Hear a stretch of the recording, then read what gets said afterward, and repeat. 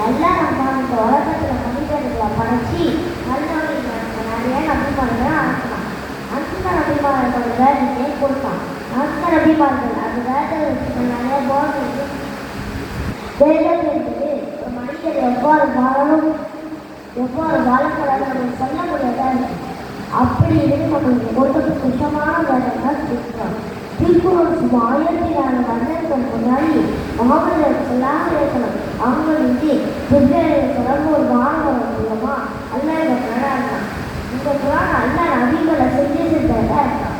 அல்லா இந்த குரானை நம்மளுக்கு புதியவர்கள் இருக்கான்.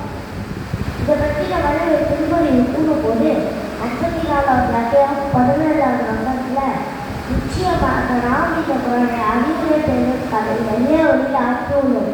பின்னர் அறிவுரை ஏற்றுக்கொள்கிறாரே என்று அல்லா சொல்றார்.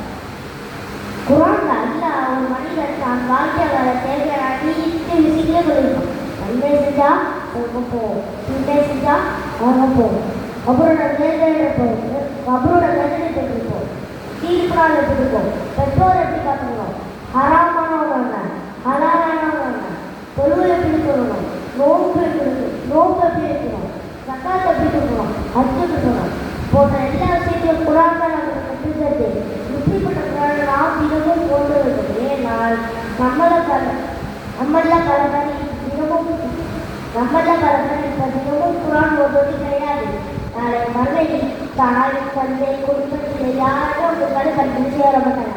2 பேரும் ஒரு கலை படித்து வருவாங்க. அதான் நம்ம கதை கிட்ட பேசுவோம்.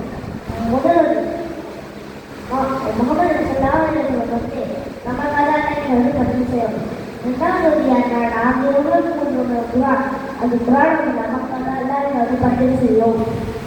முகமது சொல்லாமல் தினமும் குரானை ஓதுங்கள். ஏனெனில் குரான் ஓதியவர்கள் நாளை மறுமையில் இறுதியிடம் வந்து பரிந்துரை செய்யும். இந்த முஸ்லீம்கள் உள்ள 1470 இதனால் நான் குரானோட எப்போது தொடர்ந்து இருக்கும். மன அமைதி வேணுமா குரானை ஓதுங்கள். நோய் நிவாரணம் வேணுமா குரானை ஓதுங்கள். இது சிறந்த மனிதனாக சிறந்த முஸ்லீமாக வேணுமா குரானை ஓதுங்கள். அல்லாஹ் குரானை அண்ணாமகளை விட்டு ஒருவர் கண்டார்கள். அல்லா இந்த குரான் இருக்கிறேன் தினமும் போதார்கள். நான் கேட்கிறேன் இன்னும் அரபிமொழி இன்னும் புராண அரபிமொழியை மட்டும் படித்து பார்த்தேன். நம்மள சில பேர் அப்படியே விட்டுருக்கோம். நமக்கு தாய்மொழியிலே படித்து பார்ப்போம். ஏன்னா அப்போ தான் குரானில் உள்ள அருமையான விஷயங்கள் சொல்லப்பட்டு நம்மளால புரிஞ்சுக்க முடியும். எனவே குரானை தினமும் போடுவோம். அதை நாம் வாழ்வில் செயல்படுவோம். அல்லா நேர்களை கண்டு உபயோகம் மனதை வெற்றிப்பட செய்வானாக. அஸ்ஸலாமு அலைக்கும் வரஹ்மத்துல்லாஹி வபரகாத்துஹு.